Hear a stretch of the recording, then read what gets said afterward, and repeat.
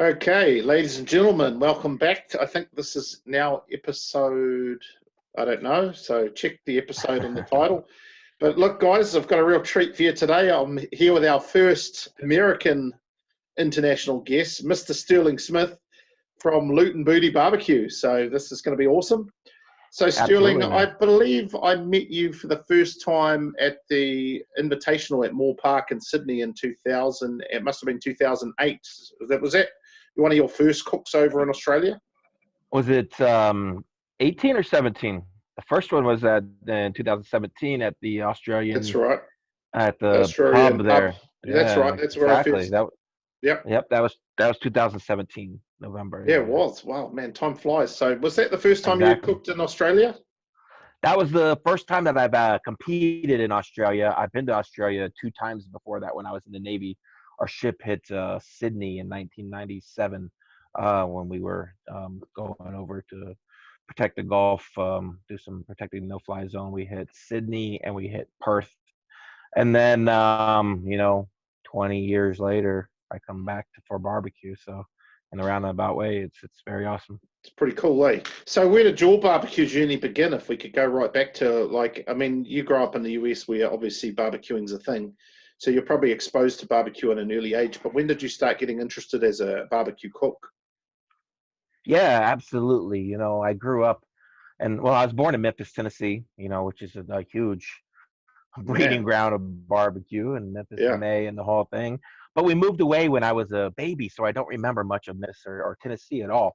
And we lived in various parts of the country, but I did most of my growing up and raised in Mississippi, Florida, and Georgia, so primarily the South. I went to high school 2 years in Florida and 2 years in Georgia. So, I grew up with barbecue and eating barbecue, and my family is an awesome eating family. We love to go out and do all that. So I grew up with barbecue, and my dad, he would grill every now and then in the back. So we had an old gasser that he would turn on and burn some hot dogs and hamburgers here and there. And so I've always knew how to barbecue and kind of grilled here and there. But I really didn't get into competition barbecue until 2007 when I worked for a bank here in Arizona that's based out of Kansas City, and they're the biggest sponsor of the American Royal. It's UMB Bank, it's United Missouri Bank. And every year they have an employee barbecue competition. At that time, it was on the grounds of the old Kemper Arena where the old American Royal used to take place. And so, I have always liked to grill, and they like to get different regions of their bank to come and be represented. It's a cool thing for the employees to come out, and there's, bands playing and some beer, and it's a whole morale thing for the bank. So they wanted a team from Arizona, and we just had a new branch coming out. So I said, you know what, I'll go out and see what it's about. And I thought it was going to be dudes flipping steaks and hamburgers over a Weber propane grill, and I see smokers and like half of animals being smoked and people partying and playing games and drinking beer. I'm like, oh shit, this is not like flipping burgers. This is out of my league. Yeah. So I just became infatuated with it, and I was like, oh man, this is cool. So when I got back to Arizona, Wait, and um, where'd you come in that yeah. cook-off? Oh man, we actually brought a guy out from Arizona to help us who had been doing barbecue here, and we just kind of watched everything he did and shigged off of him. And I think he did okay. I think he, placed a couple places, middle of the pack maybe.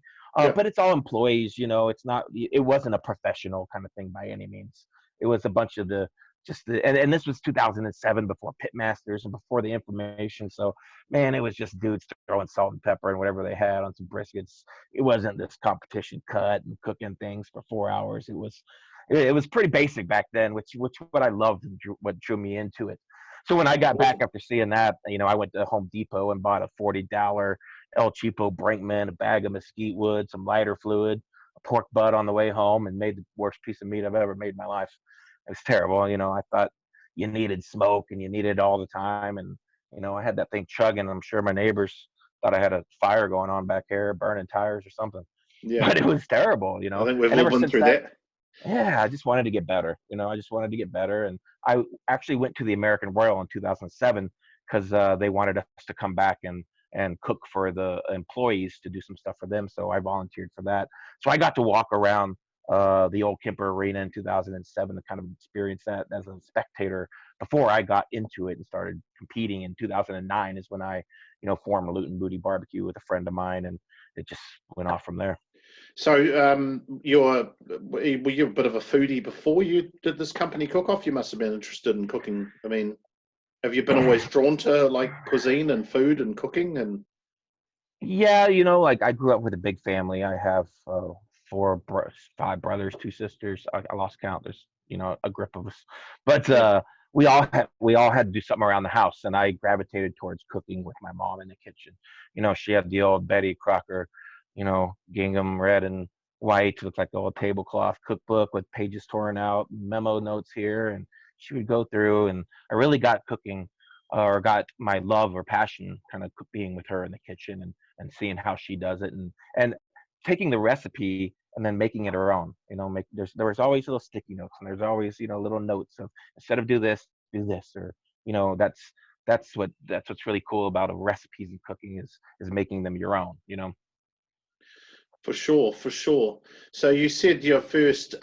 So how long after that company cook-off did you really decide? I mean, how long? How long? I guess if that was your quote first competition, how long was it before you actually went on the circuit and started competing in the region?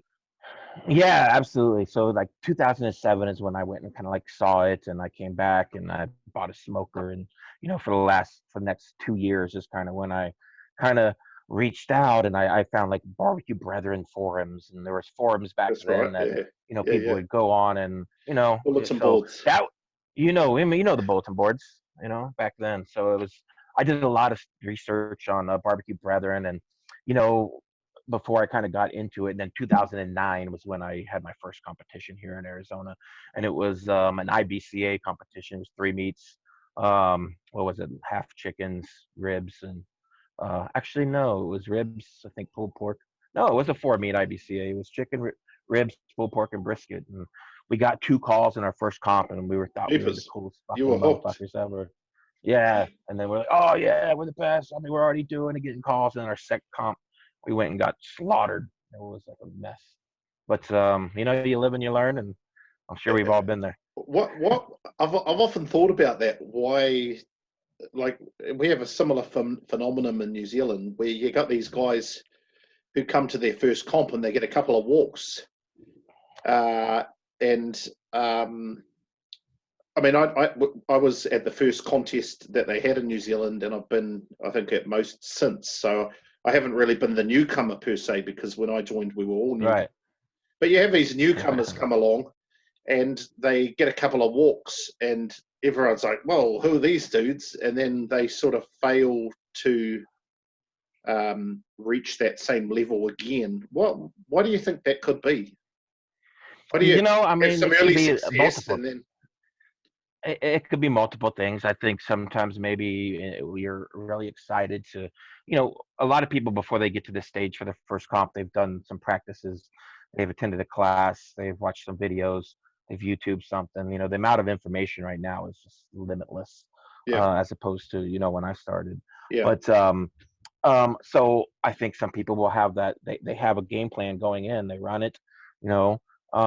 You're excited about running the plan, you do it, and you may have some early success, and if you do, and then maybe the next time, I don't know, maybe it's just a different feeling. Nothing is absolutely the same every no. time. The judge, six different tongues, six different places. I mean, it's all different, and to me, it's luck of the draw, and consistency is it, man. It's about I guess you consistency. do I have think a. Yeah. if you have like one comp going in, you don't really have like a base of what the judges like of yours. It's your first comp. You're kind of trying stuff out that you've been taught or you've done in your backyard. So I think maybe the you don't really have a base to go on, and then the second one you kind of start building a trend, and you can start from there, third, fourth, fifth, sixth comp, start putting together a trend, and start analyzing numbers, and that's what a lot of this is an analysis, and trends, and seeing where you place and tweaking small tweaks here and there to make changes, and go from there. The guys who are doing it, 40, 50 comps, they know exactly the game plan that they're running all the time, and it's consistency is what makes it. Yeah, 100% changing a small one, maybe one or two things. at the most and trying to get feedback from it. Now, tell us about the scene. You're an Arizona man right now, or have been for a while. Yeah, Can you tell absolutely. us about, like, Arizona is not one of those states that automatically comes to mind when you think about barbecue contests. Can you just tell us Absolutely. what the scene's like there in Arizona and as a state, and what's the best comp in Arizona, and if someone was looking at coming to Arizona to have a look at the scene, where would you say they should start? Absolutely. We still have a few. Um, not counting what's happened recently with COVID-19. Yeah, yeah. Just forget about all We that. Yeah, we traditionally have a really great competition at the beginning of the year in January, February at Bullhead City, Arizona. It's called Slaborama. It's a KCBS comp. It's an SCA comp. There's on-site judging for sides, desserts. I mean, there's probably Yeah. about 8, 9 different categories at this comp, and it traditionally pulls. We've had 60, 65 teams at that comp. So Beautiful. it's a nice pool at the beginning of the year. Which city And is that in? Did you Arizona, say? Bullhead City, Arizona, which is northwestern Arizona, not too far from Vegas. So if somebody wanted to come to it and then hit Vegas and do some vacationing or holiday afterwards, it'd be Okay, a so quick when you little say drive. not so far, how many hours driving from Vegas? From Bullhead City, man, I'm saying an hour and a half, Okay, so maybe. it's super You close. know, Yeah. Now, yeah, right across from Bullhead City is Laughlin, Nevada. The river separates the Colorado okay, so you Colorado kind of River. kick the year off in January with that. One's a great way to start the year. It's a great way to start the year. We have a few throughout the year that's put on through a local sanctioning body called the BCS, which is a barbecue championship series, ran through AZ Barbecue, which is a local sanctioning body, but it's a four meet. It's typical, So, is very there similar any? to KCBS. Okay, yeah. So, is it similar? Do you use parsley in the boxes, or do you use a plain box? The rules are pretty the same as KCBS. It's optional. You Okay. can use parsley or not, but it is optional for I do it. To me, it's all about presentation and framing my meat. But it is optional. It's pretty much KCBS light. It's the same kind of thing, except 45-minute windows instead of 30-minute turn-in times. We have a lot of the local KCBS teams and a lot of the local KCBS judges who judge it, and we get traditionally, I think the last comp was about close to 40 teams Awesome. out here, which we had one in Sun City. And then usually in Now, the the big first weekend question in is, May, have you won that one? that was the first one. Actually, we had one in February in Tucson. It's called the Freedom RV competition. That's the longest running competition in Arizona. It's the BCS comp, and I've won that one I think 3 times now. But I think we're going on like the 12th or 13th year of that competition. Nice. The one we had recently in Sun City was the first year, and Kyle from You're Behind Barbecue here in Arizona took GC. But I ran the SCA competition out there, and we had an awesome turnout for that as well. And then traditionally at the beginning of May is Sholo, Arizona. It's $15,000 KCBS comp SCA Friday night, and that traditionally pulls upper 50, maybe 60 teams as well. And then we have one in December at the National Livestock Show, and it's usually the weekend after Christmas. So a lot of those teams that are ready to like get points for the following season, because traditionally those points didn't count until the next year. So we would see some of the guys chasing points out here, and that I think the last 2 years that's pulled close to 60 teams as well. So we have a nice, maybe a solid 3 KCBS comps, 4 if you count Payson, which I'm not sure is coming back, and then we probably have about 3 or 4 BCS comps throughout the year as well. So you just mentioned earlier the timings on everything. Now, as you know, we run about an hour between rounds, if you can call them proteins, if you can call them rounds, in Turn-ins. ABA. And then in KCBS, they do a half-hour turn-in, and then you just mentioned that your Arizona State one, they do 45 minutes. I Right. kind of haven't done a lot of KCBS. I've done only a few KCBS comps, and I found the half hour to be just super fast and furious, it kind of, there's no margin for mistakes. Like if you screw up, there's a knock-on effect. Well, at least I think. Whereas ABA, we tend to sit around for a half hour, have a bit of a chill, and then we start our next box or whatever. What's your preferred time if you were to just, like, let's say we had the Sterling Smith rules, what would it be? Would it be half hour, 45, or an hour? Honestly, when I'm doing the KCBS and it's 30 minutes, I kind of get in robot zone. So you go from chicken to ribs to pork to brisket like butter. When you Boom, boom, have boom. it and you're doing 20, 30 comps, I mean, you do that, you can do it in your sleep, you know. So to me, I like that 30 minutes because it keeps me going. And I'm traditionally a hot and fast cook. So my cooks are going to be kind of compressed, everything kind of in a small time frame. So to me, that's I get in the zone, man. I don't know about you, but when I'm kind of getting there, Yeah, yeah, yeah. it's not so much the barbecue itself. It's like the process or the art or doing it, man. That's what I love. And I get into that 30-minute window and bang, bang, bang, bang, bang, and bang them out like that. And like you wake up out of it, and you're like, what the hell just happened? And it's like awesome. And you grab a beer and you high five your buddy. I love that. When I find myself in the ABAs doing those, and there's an hour turn in time, I'm lost. Because I'm A like, bit what do I do discombobulated. now? It almost throws me off a little bit because I'm excited for that first turn in, and you do it, and then you're like, oh shit, what am I gonna do for an hour? All right, start drinking.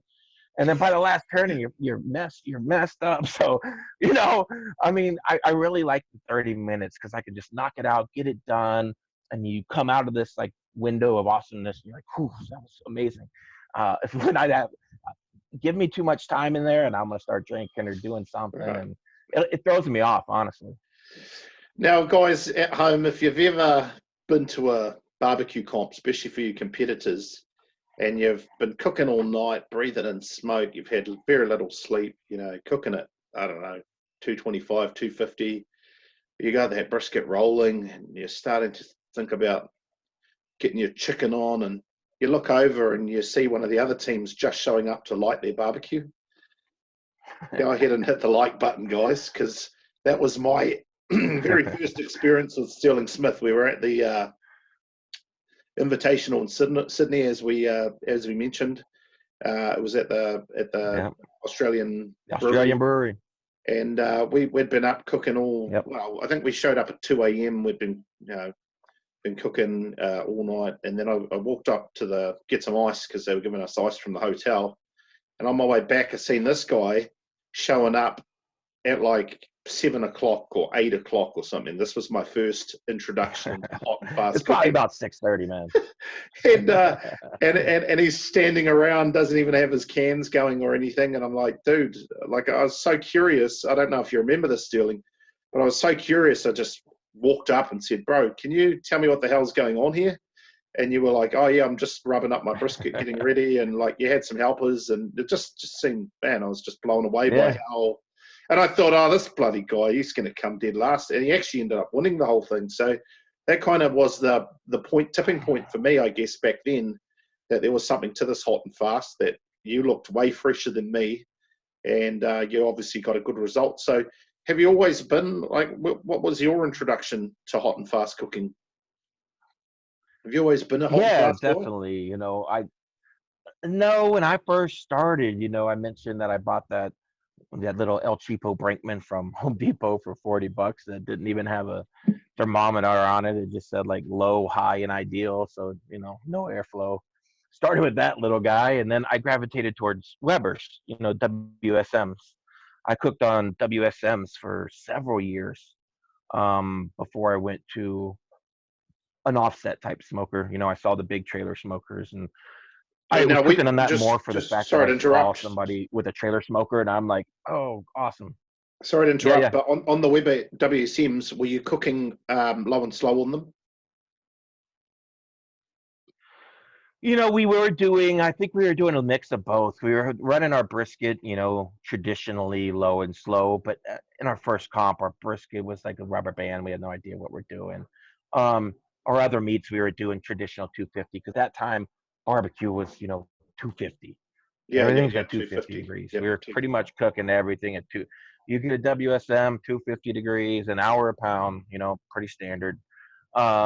That's what we were cooking everything out. It's pretty much just at 250, and we were monitoring, the vents by hand, and we would stay up all night in the beginning and drink our faces off and monitor vents and make sure that thing was 255. Man, we would play with it Oh, for don't you hours until we dare! got it right at 250. Don't you dare go 5 degrees more. Don't you even move.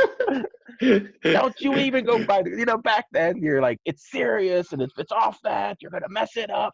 Yeah. Man, now I'm like, oh man, that thing may be 75-degree also, and I'm like, it'll come down. It's funny how it's gravitated towards that kind of specific kind of office to, you kind of realize that it's not about the temperature, it's about, the color, the tenderness, the finish. That's Yeah, all I I'm mean, looking for. Time there's is a lot of mythology in arbitrary. barbecue, eh? There's a lot of mythology in barbecue. Absolutely. And people ask A me all lot of the time. mythology, a lot of, just it's funny with all the amount of information that's out there that's good. There's a lot of information out there that's bad as well. So you just got to filter through. And I think at the end of the day, if you have questions and you're all that curious, just fucking cook. Buy a piece of meat and throw it on the smoker and cook, and you'll figure it out. If you cook something long enough and enough times, you're gonna figure it out. You don't need a billion people telling you this, do this, and then do this, and then no, do this. Oh, he's wrong. You know what? Cook.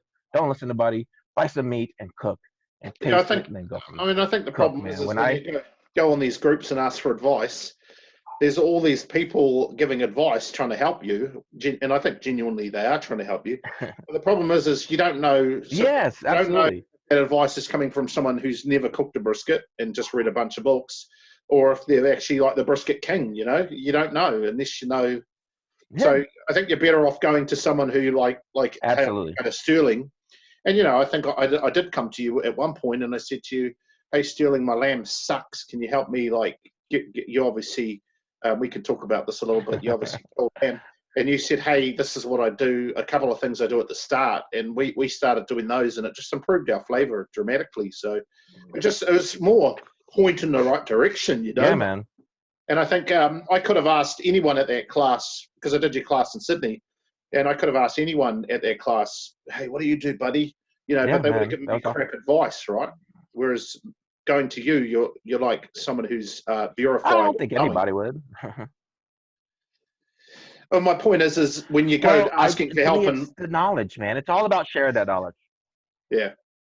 Well, I was just saying, for me, sometimes on the internet, people with well-intentioned people but don't have experience. So you're better off finding someone who at least you've tried their food, or at least they've got some sort of accolade or some sort of verification that they know what they're talking about. Absolutely, you want somebody to know what they're talking about. But at the end of the day, man, buy some lamb, cook it, Yeah. and cook it. Well, before we went to the Invitational, I knew in 2017, I knew I had to cook lamb. It was a 5-meat contest. It wasn't a 4-meat. I could cook chicken, ribs, pork, brisket in my sleep. At that moment when I was doing those comps, I could do it in my sleep. And then now we're throwing in lamb in there, Yeah. and we're switching up turn-in times, and we're switching up an hour now. So man, now it becomes now you're doing the barbecue math of when you need to start this and when this needs to go, and just gets jumbled up. But I knew I had to cook lamb, and for 6 months leading up to that, I cooked lamb like Did you at hear least that, 3-4 times. guys? Did you hear that? Um, I just want to focus on that for a second, Sterling, because I was blown away that an American guy comes over to Australia and wins the lamb category at the Invitational. So I think that took everybody by surprise and shock. And I remember the Aussies were a bit butthurt about the whole thing, and I was laughing the whole time because I thought it was hilarious. But you practiced, and I remember you yeah, told us in your class you practiced for like 6 months on lamb prior to coming to that comp, knowing that you would have to face the music and cook lamb, and you knew it counted to absolutely. GC, so you knew if you bombed in it, it could potentially cost you the whole deal. Exactly. And if I wanted to go in and put my best foot forward, then I had to cook lamb with you guys. You guys who cook it all the time. So like I said, for 6 months straight, lamb, and one lamb at the first Invitational. And I turned to my family. I'm like, you guys don't have to eat lamb anymore. and they were, thank God. But funny, my son craves it now. He loves it. And but I lied to them because I got invited back in 2018, and leading up to that, I was cooking lamb over and over and over again, and ended up taking first in lamb again in 2018. Yeah. So you cooked. Now, did you cook? You didn't. Did you cook the one? Did you cook the one last year? Did you make it to the? Yes. Okay. So Yeah, I took where'd you come at first in lamb? brisket last year. I didn't get in. I think it was maybe 14th or 15th in Okay, lamb. so something happened there with your lamb, who knows what. But so yeah, I mean, I don't know any other barbecuer. Like I know Mo went over to Perth and he won a grand championship in Perth. I Yeah, believe that was KCBS. I believe that was like last year or last year. No Uh, lamb. It was a KCBS. yeah, but my point is I don't know of any barbecuer, and maybe the Aussie boys can chime in here, that has come over from the US and actually won a grand championship right off the bat in an Australian ABA sanctioned contest. I think you're alone there, man. Possibly, I could Because be. I think I know so. Brad and Tim come over for meat stock in Melbourne, and they did extremely well. I thought they had it at the start of prize giving when they.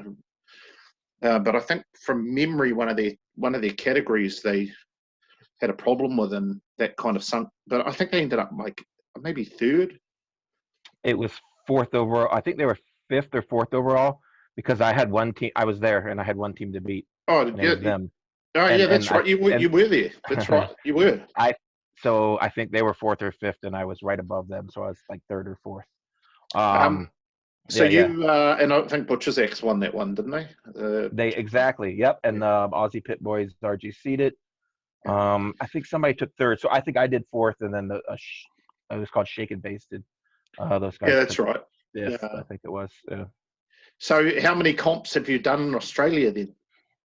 You've done Oh the two man, so invitationals, three invitationals, Meat Stock Melbourne. three three invitationals, Meat Stock Melbourne, and Burley twice. Wow, Um, was it you're a Burley? legend. Yep, Burley twice. Anything else? Five, six. So yeah, six. And well, it would have been Meat Stock Melbourne again. We were setting up. I mean, Yeah, that yeah, would have been yeah. my seventh. That would have been my seventh time this past March when I saw you there. So I guess besides having the title of doing the first, I guess, foreign American GC in Australian Barbecue Alliance history, you're also the most prolific cook in Australia from America, right? I don't think anyone's done anywhere near what you've done. I think I maybe there's a don't know. couple of guys who might have done a couple, but I don't really look at it as being like prolific or not. I'm just go out and have fun to cook with these guys and to do the classes that we do at Green Mountain Grills and support a lot of the local butchers and working with guys like um, George's Fine Meats and Cherrybrook and obviously Glenn yeah, Glenn's a down at the legend. Wolfpack. He's Shout out to amazing. Glenn. Cha cha cha. Char's been an amazing sponsor every time we come down to Melbourne to host a class. So I love working with those guys. Those are those small local guys that a lot of people need to support, especially now. Your local butcher, your small guys, and I love going into those shops and like being with those guys. That's how I started in my backyard, just a bunch of dudes hanging out, cooking some meat, having a good time, a couple beers, and I love doing that kind of stuff. So to me, that's what it's about. And then while I'm there, I have to compete, man. At heart, I'm a competitor.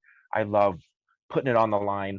I love being, coming in with nothing, borrowing smokers, borrowing foil from somebody, trying to figure out I asked to borrow a piece of wood and it's like this big. And then, everything's just different, it's just, I love the challenge of that, going in and doing Definitely. that. So. I mean, we've got a lot of products, barbecue type products happening. There's a couple of, well, I think Melbourne is really the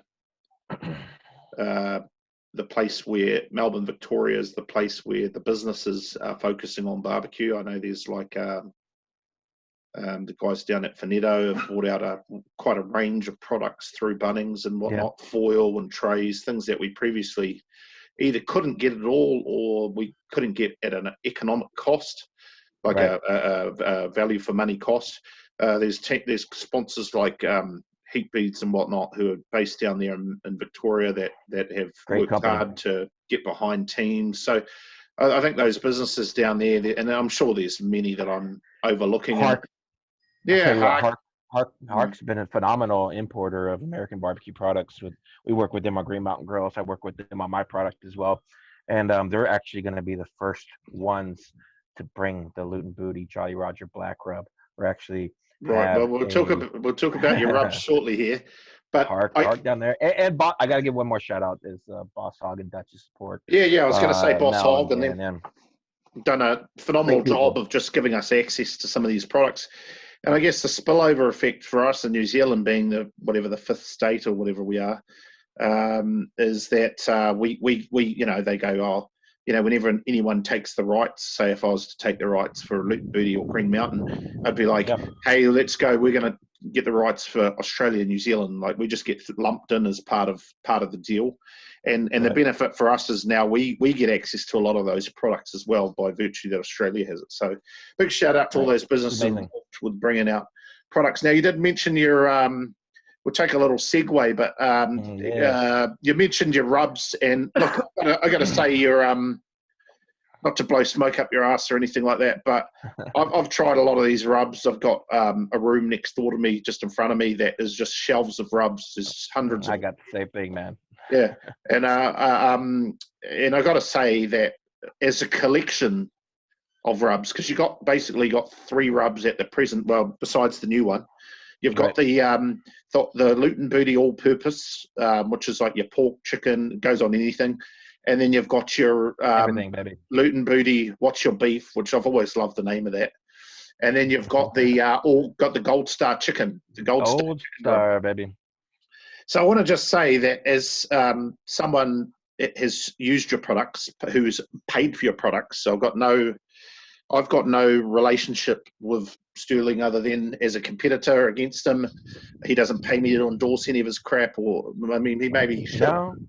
But my point is, as a collection of I see where this is going. No. As a collection of rubs, your products have to be the best collection on the market, in my opinion. They're better than man.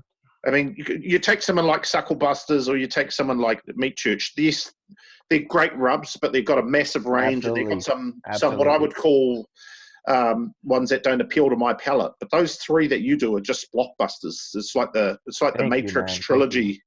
So I'm hoping that you don't screw it up with this 4th one. So can you tell us a little bit about this 4th rub you got coming out?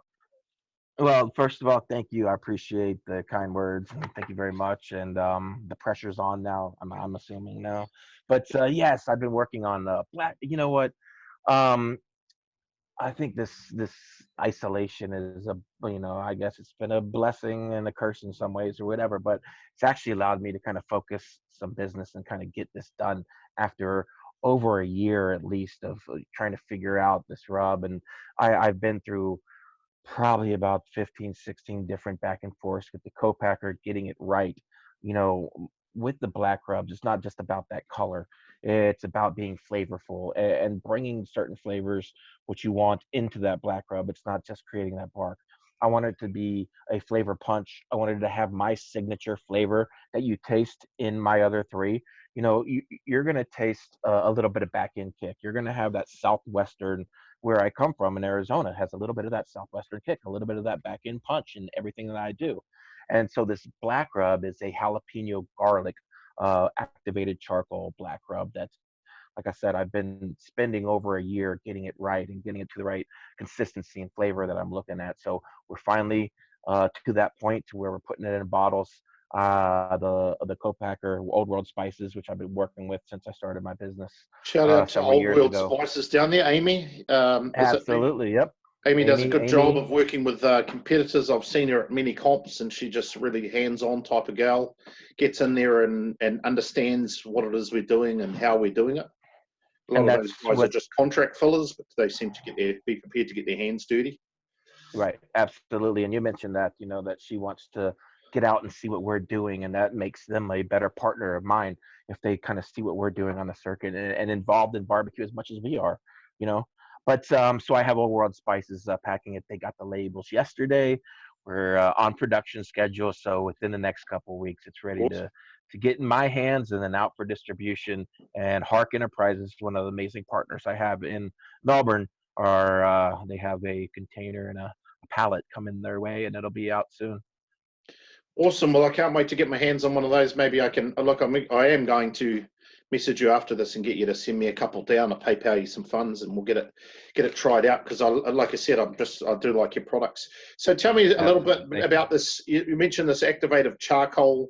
I've seen a couple of new rubs on the market. Well, I don't know if they're new, but I've come across a couple of them. One of them I really don't like. It's got a really I think it's a freaking horrible flavour. I'm not here to run down someone's rubs, but Yeah, no. I guess most people wouldn't. And I don't know. I don't know if just trying to remember.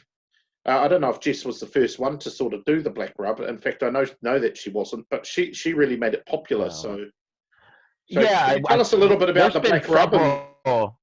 Yeah, absolutely. Yeah, there's been several black rubs for hundreds of years. It's been a thing, so nothing's new here. yeah, Um, agree. a lot of us kind of saw something that was on the market. We tried it. We said, that's awesome. I like it, but I want to put my twist, my flavor, my way of doing it on this specific product. Same with everything we have in life right now. I mean, everything is pretty much somebody saw something doing it and they want to do it their way to make it Yeah, better, make it unique, make it whatever it may be. But yeah, Jess saw that and she got really popular with that hardcore black rub, and it's an amazing rub. I've tried it; it's amazing stuff. And I saw several on the market that I've tried, and I wanted to bring my own flavor into that. So that's where I'm bringing that black end twist with the jalapeno garlic, the different flavors, that flavor pop that you're going to get, and not just like I said, the color, that bark that you get with the activated charcoal. And mine is actually derived from coconut shells. So it's beautiful. coconut shells that they burn kiln, and then you have the color that goes in there. So that's actually some added flavor in there as well, and adds amazing color. And it's Does just it a add different like a flavor that you're going to nuttiness get. at all to it? A tiny bit. It's very minute. You're not going to taste coconut. You're not going to taste pecan. It's not an overwhelming flavor that you're going to get from that. It's Yeah, it's more of that look that you're going to get. just talking about activated charcoal, and some of the listeners might find that a bit odd, but I remember the second comp I ever did, which was back in Cumul of 2017. My mate Trev Dawson, I don't know if you know, old Yeah, mate all Trev the pit boys. yeah, so he would actually travel with a little baggie of activated charcoal, and we'd take the most minute little amount of it and just dump it into our rub to just try and improve the color. Yeah. I kind of I'm actually not a big fan of the meteorite look of a brisket, but it certainly does photo up well, and it shows off a nice red smoke ring. But I guess particularly in the hot and fast side of things, where you don't have as much exposure to the particulate, I could see why you'd want to add a bit of oomph to it by improving the darkness of it. I could really do that. For something like a tri-tip, you don't want to cook a tri-tip like you're going to do a brisket where it's going to look like a meteorite, where you cook it that long, it's going to shred. You don't want shredded tri-tip. You want tri-tip medium rare like you would a steak or so. So cooking it medium rare, you're going to be on the smoker or the grill for a short period of time. You're not going to have hours and hours to build bark on this thing. Yeah. So this activated charcoal rub will actually give you some amazing flavor, the saltiness, the pepper, the garlic, the back end jalapeno spicy kick, while giving you that nice crust and that nice bark that you're going to have that, nice built on the outside. So it works awesome on tri-tip, on steaks, anything that you want kind of do medium rare. I've done it on rack of lamb. I've done it actually, it has that nice crust on the outside where you still maintain the medium rare. So it looks really awesome. So a lot of things like that, those loins, something you're going to cook medium rare, it pairs perfect with to give you that nice crust on the outside, plus that pop, that really good pop of flavor. So I was actually going to ask you, is this what impact is this going to have on What's Your Beef? But it sounds like it's a sort of complements the arsenal, and that What's Your Beef might be more for a suitable for a brisket, whereas the new one, what's the new one called? Jolly Roger. Jolly Roger. Yeah, the pirate flag, black and white. The look is really unique. It's got the activated charcoal, plus you can see the sea salt flakes in it. And then it also, I'm a sailor, man. I'm a Navy vet. I'm a pirate at heart. So that goes along with my line and goes along with, my style and my way of doing it. So it fits perfectly, man. Yeah, cool. I'm pumped to try it, and shout out like you heard it first right here, because I'm sure it hasn't been announced anywhere else, but you heard it right here first. Yeah, absolutely. on press record the announce of the new Jolly Roger by Luton Booty, and I'd say if your other 3 rubs is anything to go by, you guys need to get yourself some of that rub and try it out. Now, tell us about, you've also launched sauces in the last year, so tell us about those. Sure, absolutely. So for the last 2 years, yes, I've had a line of sauces. I have my original competition sauce, a sweet heat sauce, which is kind of like my original, but it has more of a back end kick.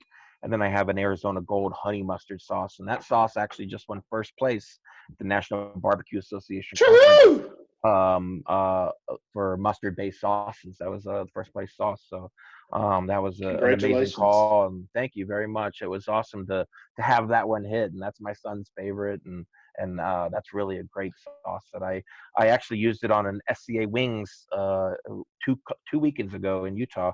I went up with a buddy of mine, Kyle. There was a comp, and I just needed to get out of the house for a little bit and go cook some meat in the parking lot. So I hitched a ride with him and flew back home. But there was a wing competition, and I did my Arizona Gold honey mustard on those and took 3rd place in the essay with them. Nice. So, people are liking that sauce. It was a good accomplishment, and MBBA QA has been awesome about giving these awards for a lot of awesome products across the world.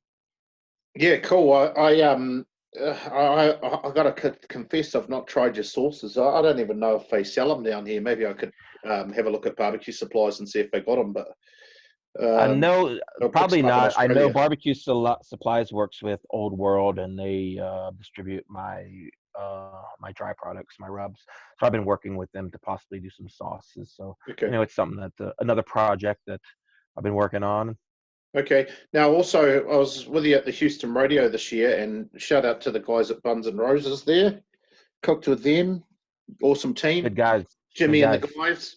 I bumped into you, and you handed me a little baggie of pretzels. So tell me the backstory behind the pretzels. Trying to figure out which baggie you're talking about. Yeah. The pretzels, yeah, man. I worked with Old World Spices on that, and they actually, I remember it was the American Royal 2, maybe 3 years ago that Amy brought me these little sample of pretzels, and there was maybe about 10 different rubs on them. And, I remember sampling all these, and she's like, this is something we're looking into. We're trying to get the flavors right. And, they actually came out with this line of barbecue and toffee, barbecue seasoning and toffee coated pretzels, which there's a set of 4 right now, which has Mark Lambert's from Sweet Swine of Mine. He has a barbecue flavored pretzels. There's the honey sriracha one from the Rub Sub line. 3 Little Pigs, Chris Marks has a cherry pretzels, and then they picked up my everything rub, which is the brown sugar hickory pretzels on the another line of pretzels. And so they came out with those, and those have been very popular for the last year. And I think we just picked up 200 Ace locations that's going to carry that line. I tell you, I tried them, and I like a pretzel, and damn, man, they were good. I was surprised at how good they were. Right, exactly. It's one of those things that you have a couple beers and you eat a whole bag of them. You're like, oh man. You don't. I mean, they just disappeared. If anything, my criticism would be the bag ain't anywhere near big enough. Yeah, exactly. There's 3 times. We need like a gallon Ziploc bag of those. Yeah, or the Costco size, please. Yeah, exactly. That's awesome. Well, congratulations on the good work that you've been making progress with those. And I think the pretzels are a really unique way of introducing barbecue flavors into like mainstream. The more absolutely exposed, the better. Now, give us the backstory behind your name. Obviously, tell us about your Navy experience, and then tell us about the influence it's had on you choosing your team name. Yeah, man, absolutely. Yeah, I come from a long line of Navy veterans. My older brother started, and then I have 2 older brothers who are in the Navy, an older sister, and 2 younger brothers. Wow. We're all Navy vets, and my actually younger brother retired recently as a chief in the Navy. So I did 4 years active, 2 years active reserve, 6 years in total. I was stationed in San Diego for my A school. I was a sonar technician. So we listened for underwater acoustic analysis, torpedoes. So you're the guy with the earmuffs on going, doo, I can hear the Russians. I can hear them. Yes, Jonesy was his name in Hunt for Red October.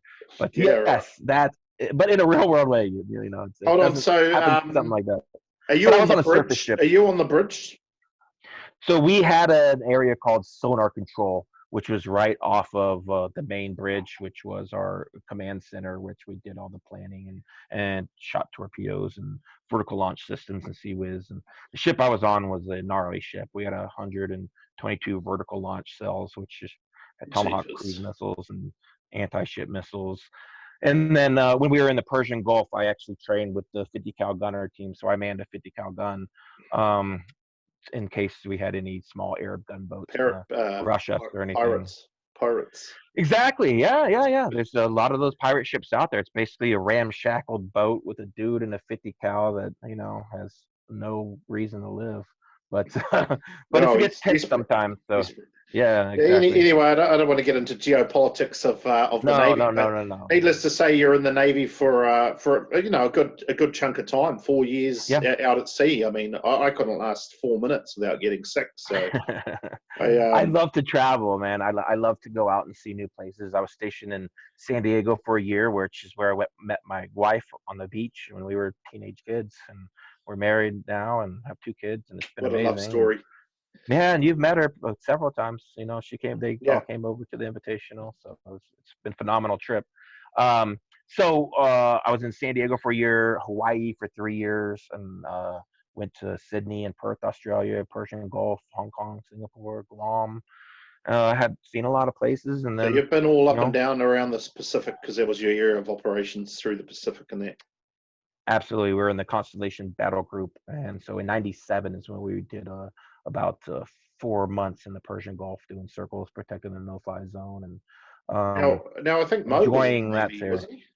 He was absolutely he was. Yeah, I think he was a boiler technician on the USS Missouri, a big battleship. That's right. He was on the So Missouri. yeah, So do you? yeah. I mean, you guys must have some sort of brotherly love between you because of the Navy or something. I think it's a rivalry slash brotherly love. He's my shipmate. He's a good dude, but whenever we see each other, we're on comps. We usually have some sort of a bet of who's gonna do better. Yeah, It's kind of that. It's kind of a barbecue thing. yeah, and You know how it is. yeah. No, so that's it's interesting because Tuffy served in the Marines, and Yep, absolutely. so I'm like it's this thread that you guys have in your culture that we don't have because we don't have much of a military. But you guys have this service bond that goes between a lot. Like I don't know what percentage of people have served. It seems like there's a lot of you guys, or I don't know. Small. You come across, It's you can't small. come. It's like But what I seven mean percent. is, does the comp scene attract more people, or I mean, what I mean is, how many people? I mean, who else is in the service that competes as it known? Absolutely. It's funny you say that because I know several veterans who are or active duty people who are in the comp scene, and like firefighter, police officers. It seems to draw a lot of those people together too as well. I think for me, the competition was organization and a process. It's boom, boom, boom, boom. This is what you do, and if you mess up here and you don't fix it, you're going to be people die over here. I Yeah, don't know. yeah, It's just your mentality when you go into it yeah, yeah, is yeah, yeah. this is the way it's done. It's a process. It's organization, and if you mess it up, then people die.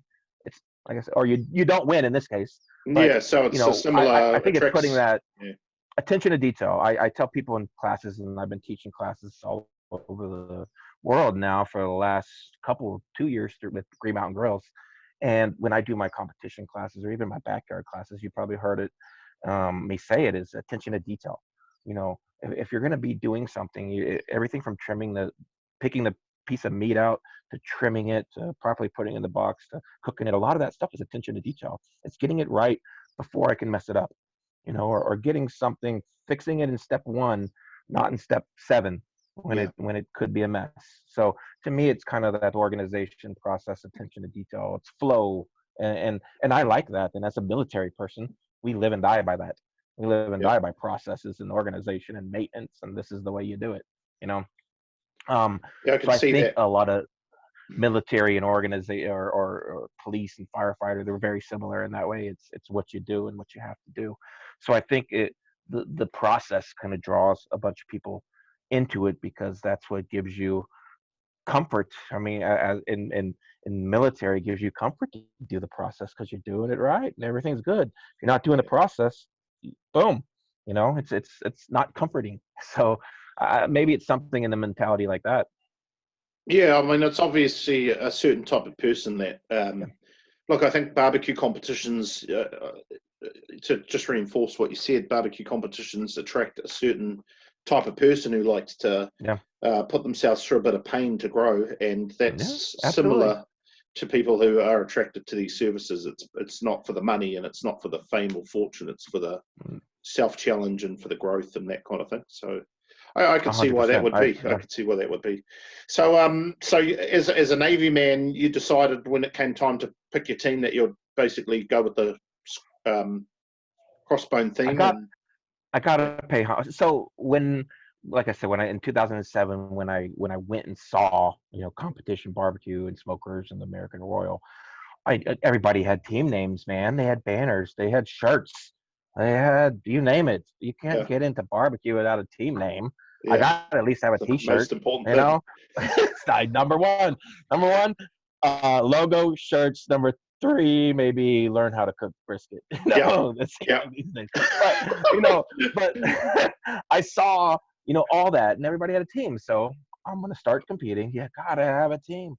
And I had a name, so I had a list of maybe 10 or 15, and me and my buddy who were starting the team kind of sat down and we went over these team names, and I had the logo in mind. I knew I wanted a pig skull and crossbones. It's the it's Jolly awesome. Roger flag, I do love Navy, it's pirate, but let's just make it a pig skull. So I had that in my head. And then the name, we had to have a name. And I kept going. I wrote down Loot and Booty because it was like a pirate theme. Can you remember Loot any of and the other Booty is, options?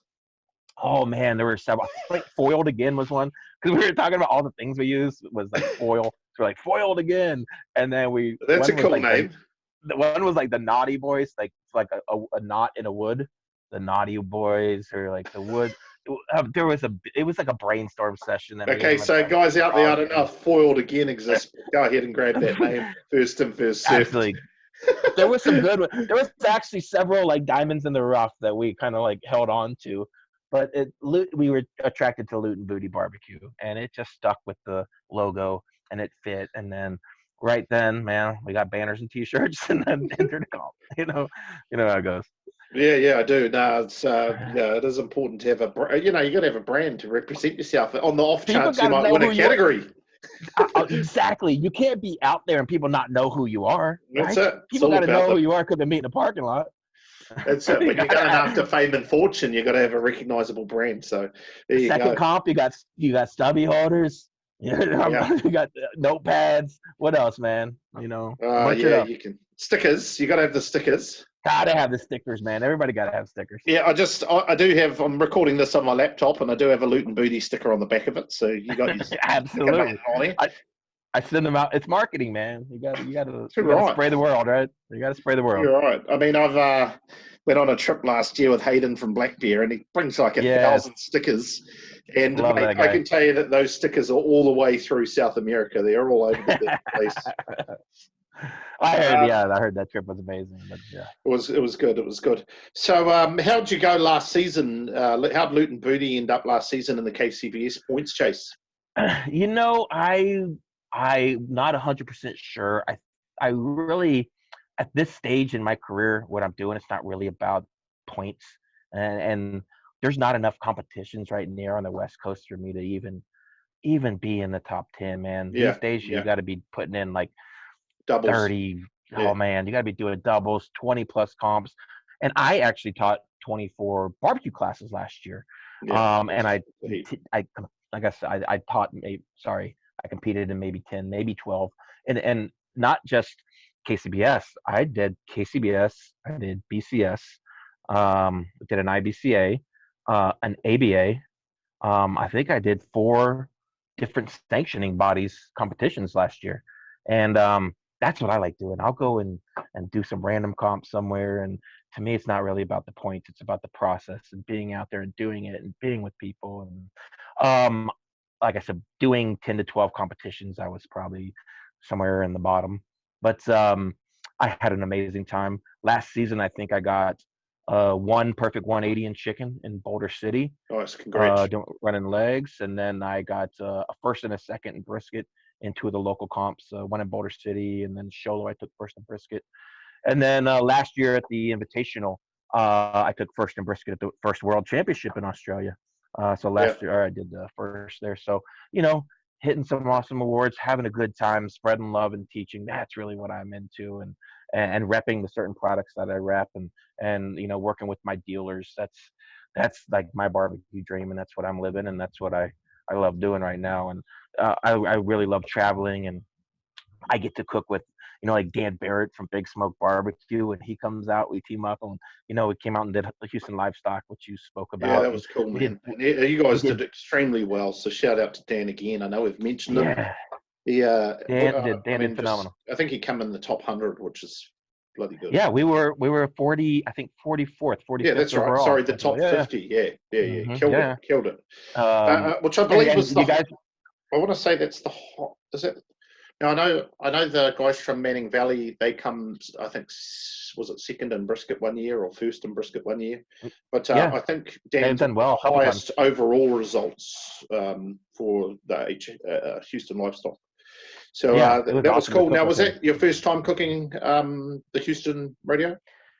Yes, that was my first time. That what's unique about that competition, obviously, is the invitation. And you saw it; it's fucking Yeah, crazy, man. Like the setups that these people do, and you yeah. know, they're serving. It seems like thousands and Well, thousands of it's people are thousands, serving that are coming thousands. through there. Yeah, so So just to give the listeners at home who aren't familiar, the Houston Livestock Show is held at NRG Stadium in Houston, and they have the whole massive, parking lot. massive. It's held at the start of the rodeo, and the rodeo lasts for a month. And they have a massive parking lot How set many up. teams? 250, 250 Yeah, teams, maybe. 250. But they have sites, and I was talking to one of my buddies over there, and he was saying it's about a 5 year They have 5 year wait buildings, to get done. And they set up these big walled tents, much bigger not just scale tents. than These dudes have Memphis barns. in May. And then they basically have a huge party. So it's like it's very corporate. That's kind of Yeah, so how it works is it costs a fortune to compete in that competition now. Because of sites and all that, and it's it's expensive doing it in a big city with a big overhead. right. So what the teams do is they basically erect a facility, and then they have a party in there. They pre-sell tickets to said party, and then they use funds from said party to be able to cook the comp. So Right. I've heard Yeah, of yeah. teams spending $250,000 to do that comp. Yeah. So, You saw some of those tents. I mean, some of those tents were just crazy. Indoor bars, I mean, you name it, yeah. stages, screens, lights, neon. Well, I mean, the biggest one of them all is Randy Pulley from Holy Cow Cookers, and yes, I was that talking was to him this year, crazy. and he said he won the first time he competed. He won grand champion, and he said he's Nice. sort of been chasing that ever since. And every year they try and throw a bigger party, but there is no bigger party than his. And I've fortunately Yeah. been to some of the bigger sites, and his one's insane. It's got like it's inside. It's got like little shops and everything, so you can Yeah, go and the get like center ice cream and bar. cookies and a bar. They've got the bar, dance floor, and it's all Yep. indoor. It's all in a big marquee, huge marquee.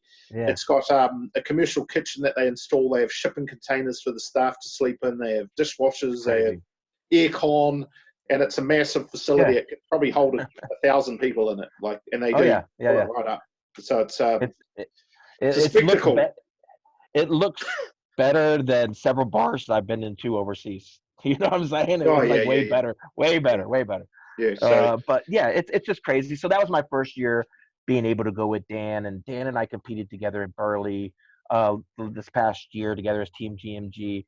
So yeah, we've done a couple teams together, and it was my first chance to be able to get to do that and to experience it with a good buddy of mine, Dan Barrett, and to be with the Aussie guys on the international tent, and you know, seeing you guys and walking around. I mean, the experience itself was just cool as a. mind blowing. Yeah, absolutely. Yeah, it's And so now, cool. did you, when you mentioned earlier that you won chicken, was it chicken legs you cooked? Do you cook thighs or drummies? So last year I ran legs. I ran legs pretty much all last year and the year before, and I was doing well. I was You mean actually pretty drummies much when you every say comp. legs, right? Yeah, yeah, exactly. So did you Drumsticks. put Dan on Not drummies or did he put you on it? No, I put him on it Yeah, absolutely. because I Him. suspected that because I know Oh my Dan God. cooks Yeah, the yeah. drummy, and it's a sore Yeah. point for Jai Healy, who we had on an early episode. Because anyway, we won't go into details about that. But drummies, I've got a Yeah. teammate Shane who's absolutely convinced that we should be cooking drummies. So can you run us through the merits of why you cook drummies as opposed to, because I have heard that drummies go Yeah. well in some states, but KCBS they like a thigh. But maybe you could break that down for us.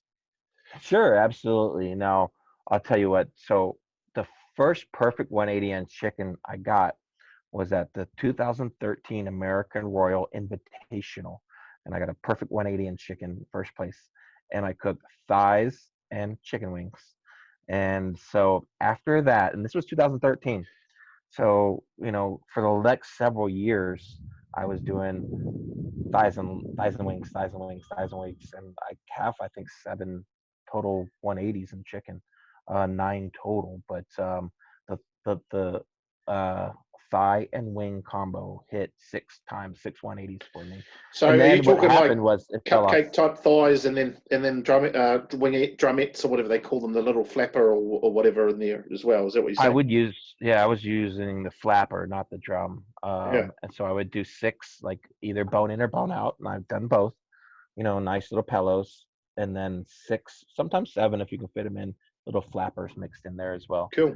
And I actually shigged that box from a friend of mine in California who we were really great friends with, and we talked with almost every day. His name was Matt Dalton from Left Coast Q. We used to talk all the time. He passed away a few years ago, but he actually Sorry to hear inspired that. me to put that box together with the thighs and the wings, and yeah, I totally shigged that from him. But Well, it worked that's well his for me. legacy, mate. This is his legacy. So he's obviously a good barbecuer. So our Phenomenal. He's a condolences. phenomenal dude. But so let's go back to this leg thing. So, and I was doing thighs and wings, continuing after that. It got to a point where it was hit or miss. They would either do well or bomb. I think the judges were starting to get it too critical of the bite on the wing. So I just went back to thighs, and then to me, I don't like doing the same thing over and over. So I said, you know what, I'm gonna start flipping some legs and see what happens. And legs started hitting for me. I was doing the same process that I was on thighs, just kind of switching it to legs. Um, and then those started doing well, and I started cooking them right. And then I got a 180 last year in legs in Boulder City. Um, so that was one with legs and 6 180s with thigh wings. And then I don't know. I think to me, it's you always get a bite through with the leg if you do it right. You're always going to get the bite through skin. Yeah, It wraps around that whole yeah, meat, yeah. and Holds and if you on. get a nice soft bite, it holds on. And I kind of like the layout of the box. I keep the skin on the leg part. I don't like to French those or have the exposed bones. To me, it looks like voodoo bones in there. It's Yeah, all I don't. weird. I've never I don't much like liked the exposed. lollipop chicken. It's I just Me that neither. bone It just eat. looks wrong. Yeah, it eats well, and it just I don't like the look. So I like the meat coming all the way down, and Excuse me, but one thing that I think the lollipop does do is it removes that sort of the that skin tendon. thing, yeah, that tendon and that little short point. So do you keep those in do you keep the tendon in, or do you remove it, or I mean, So when I'm trimming the legs out, what I do is pull that skin all the way down, off that head to expose it, kind of like an ice cream cone. You're holding it like an ice cream cone. yeah, And then if you're looking at that, you can actually, there's a lot going on if you pay attention to it. Turn it around, you can see tendons, you can see bones. What I'll do is there's that deep tendon in there that I'll cut and kind of pull out. But other than that, then that's all I cover pull it back out. up. And then I just start forming. I start forming it. I got scissors, and I'll take them around the head. And a lot of what we do for competition barbecue is consistency. And if I can have all these chicken legs the same shape, same size, they're going to cook the same. And when I put it in the box, every judge is going to get the same bite, as Yeah, opposed to one being 4 ounces and one being 8 ounces. yeah, So yeah, this for is the sure. time when I'm at home trimming that I'll take scissors and go around the whole thing, put the skin over it, look at it. Does it look like the other ones? Are they around the same size? Boom, Yeah. and then put that skin over and then trim up that skin on top. But to me, at that point, that's that attention to detail. That's that getting it right in step one, so you don't have to worry about it in step 16. You know? Look, Shane, there you go. Can't say that I haven't helped you out with your drumming quest. So Sterling, one of the best barbecuers to hit our shores, to hit our region, is just giving you a few hot tips on how to do Absolutely. drummies. I But can what you can imagine at always our next do, comp, there's going to be a whole bunch of drummies, so I can just roll my eyes now. if you want to get the full thing, the full recipe, we have this The class. video series, absolutely, BBQchamps.com, where I videotaped chicken, ribs, pork, and brisket. Not only me, Mark Lambert, Robbie Royal, Corey Mikes, Craig Sherry, Joey Smith, Houston Livestock. Those guys Yep. are world champions. So we've all filmed our process, and we have a special going on where we actually filmed these 20 backyard recipes. Me, Mark, Craig, Joey, Lee Hickle of the IBCA Team of the Year last year. We filmed these 20 backyard recipes, and it was just an amazing time to be with those guys and share recipes and cook and share stories and talk. And right now they have specials going on for Memorial Day at bbqchamps.com. But if you want to get better, these classes tell you everything in depth. We're talking like nuts and bolts. Here's my sauce recipe. Here's where I buy the chicken. This is what I do. This is how I finish it. And this is how I put it in the box. I mean, it is soup to nuts. Everything you want to know about competition barbecue and every single process on all four meats. And so it's KCBS. There's IBCA cooks who show their processes like Lee Hickle, and also SCA. So a lot of, SCA is very popular. So there's several, and John Lindsay from All Queued Up just dropped his video, and Terry Roan, 2018 SCA steak leader, Team of the Year, just dropped his SCA steak video, and Shauna Joe has hers. So it's just an amazing opportunity to be with all these phenomenal cooks. Absolutely. Well, guys, head over to that Barbecue Champs, and this sounds like it's full of good information. Great knowledge, man. Get the jump on us, and see if you can. Yeah. See if you can show us what's what. Tell me about your plans to come to New Zealand. Man, I would love to come to New Zealand. So last I heard, I was working with you and probably staying in your guest room. You were going to pick me up at the airport. You obviously haven't seen my guest room. So, actually, we have. Dude, I'll tell you what. I'll commit right now in front of the world. If you come over, I'll pick you up from the airport. That's no problem at all. Beautiful, man. Beautiful. So I actually talked with our GMG distributor down there, who also distributes my product, about possibly doing something from 8 Stock, and hopefully we can all get back on track and we open up our borders. We open up. Whoop. Okay, I'm back. we open up, our borders. We open up our families. We open up our stores. We open up everything. Hopefully we can get back there, and then I would love to come to New Zealand any minute, man. You know me. I'll cook it. Yeah. Parking lot anywhere, dude. Yeah, cool. And have you got any plans for, I mean, obviously the season's a bit of a write-off, but have you got any medium-term plans in terms of like anything dramatic happening? Obviously you've announced the rub, but is there anything else happening in your world? Yeah, as we're starting to get everything open, there are some events that are starting to pop up. And as I mentioned 2 weeks ago, I went to an SCA comp up in Utah. Me and Kyle and his dad from You're Behind, another AZ team. So there's little teams, little events that are popping up here and there. Several of my classes have been postponed due to the situation. So I just need to start rescheduling those. It's about working with each state, and when each state is open and they're starting to relax and starting to have people come together, is when we'll start organizing those. But who knows when that is? The American Royal just put out that they're back in September. So this will be my 8th year in a row going to the Royal. So just fill me in on that. So that they are going to run it in September. Yep, they put an email out. Actually, they put a questionnaire out a few weeks ago and asked teams that, if you were going, would you go? Would you, want your team spot? And I guess based on that information they received, they decided to go forward with the event in September. And I'm excited. I'm excited for it to happen. This will, like I said, my 8th year going to the American Royal. It's always been a special place since I first went in 2013 and took RGC in the Open and first to Chicken Invitational. It's been just a wild ride since then. And, I love that competition. It's always a great time for all of our barbecue family to get together.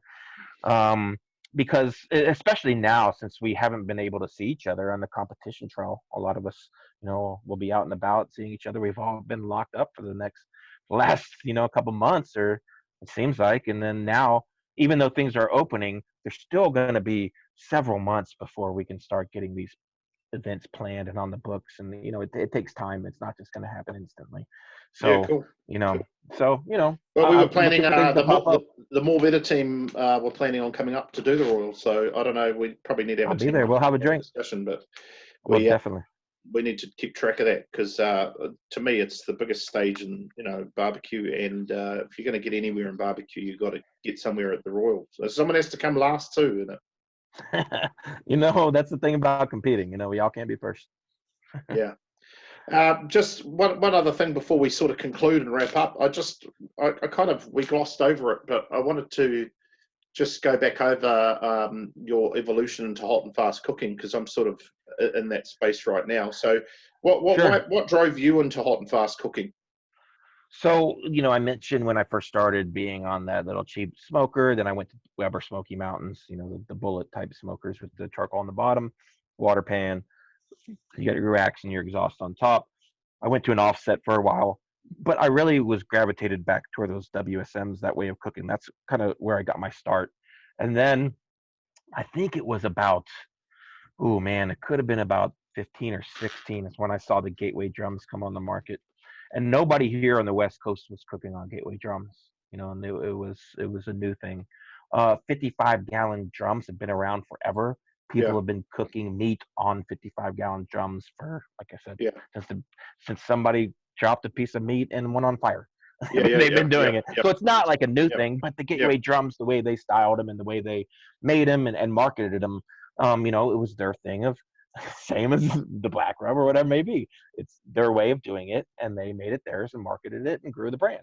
You know, but I saw those come out and I bought one. I worked with the guys and I knew Tim and Brad on the competition scene. Through our interactions and being at big events and the Sam's Clubs tours and all that kind of stuff. And so I think I was one of the first teams who actually started the Gateway drums on the West Coast. So I started cooking on 3 Gateway drums, yeah. hot and fast, just ripping. And it took a little while to get them dialed in and learn that way. And, to me, this the competition. I'm not cooking. I'm not catering a dinner. I'm not cooking for my family. I'm not cooking for anybody. I'm cooking for these 6 judges, and I only need 6 pieces, 7 pieces, 8 pieces, whatever it may be. So a lot of this cooking is taking these pieces and making them manageable, where we can cook in this slower time frame, get the flavor, get the color, get the bark, get all that into it with in a compressed amount of time. And these Gateway drums, the way they work with airflow, you can get that flavor in a few hours. Really, the meat's going to be in the smoke for 2, 3, 4 hours max, depending on what you're cooking. And then it's going to be foiled and then cooked to tenderness. You know, so I really like that combination with the Gateway drums and the Green Mountain Grills, which I'm sponsored by and I work for, because having a GMG, once it's wrapped, I just need it to come up to temperature. At that point, Uh, that GMG is an oven and it's consistent and it's easy and it cooks the best chicken on the market. can I just ask?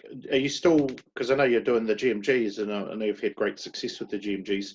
Do you still cook on the gateways as well as? Because I know you use Yeah, yeah, so you yeah. so from my I use both. observations of how you guys are cooking, you're using the gateway in the first little period, say maybe 2 or 3 hours, but then the GMG as more like the wrap stage of the cook, where you don't have to be so focused on the temperature. The GMG's set and forget, bang in that temperature, drop your Easy. product in there, and just let it ride through. Right? Throw a probe in the meat, head it to a temperature.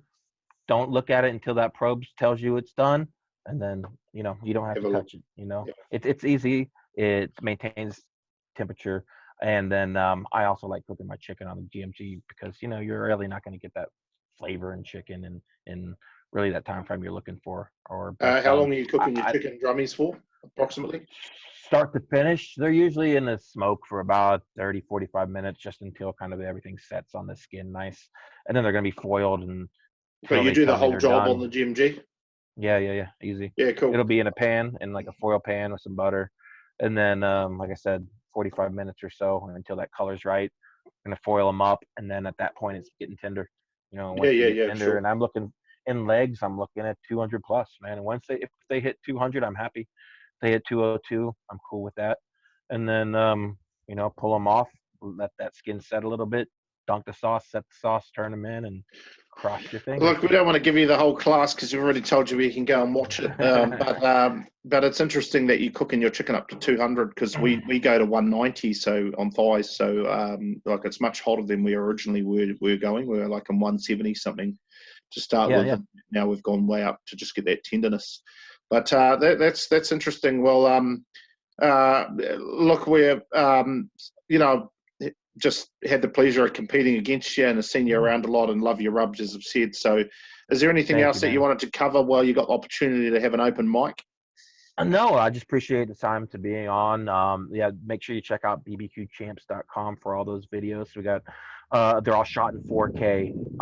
The cool thing about the videos is, in the comfort of your home, you can have everything at your fingertips. You can watch it. You can rewatch it. Exactly. If you didn't get something, you can always go back and watch it. You've been to a live class. I have too. You skip things, you forget things, you didn't write it down, and then it's kind of a one-time thing. With these video series, you have them in your library forever. So that's really cool thing about the videos. And then check out the Jolly Roger beef rub. It's coming soon. It will be out, so make sure to check it out. And other than that, I appreciate the opportunity, Jared. Man, I'm looking forward to you picking me up at the airport in New Zealand sometime. Damn right I will. So look, guys. Shout out to Sterling. Thanks for coming on the show. You're a first American guest, and rightly so because you're the most prolific competitor down our way. Looking forward to having you down in New Zealand at Meatstock sometime. Definitely love to see how you cook on the GMG and maybe run some tips from you. For those who haven't tried your rubs, man, what you're missing. I think your beef rub has to be my go-to for steak and all that. So I'm super excited. Man. I appreciate that. You Jolly Roger one, and get on those classes, guys. If you want to really up your game, like I don't think. I've learned so much from so many people, but you're definitely on the list. And Sterling's such a nice guy. He take a private message. Hey, help me with my lamb, or help me with whatever. And good luck with everything your enterprises that you're doing, and we'll look forward to catching up with you at some point in the future. Thanks, man. I really appreciate the opportunity, and good luck to you as well. And I know we will see each other, and look forward. Damn right, we might see each other at the Royal, man. Hopefully, I could put you on my target. Good on you, mate. We'll definitely have a couple beers, man.